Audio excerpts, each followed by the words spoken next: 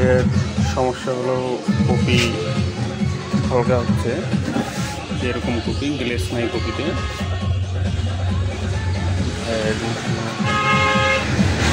Developer কমে গেছে, developer দিতে হবে।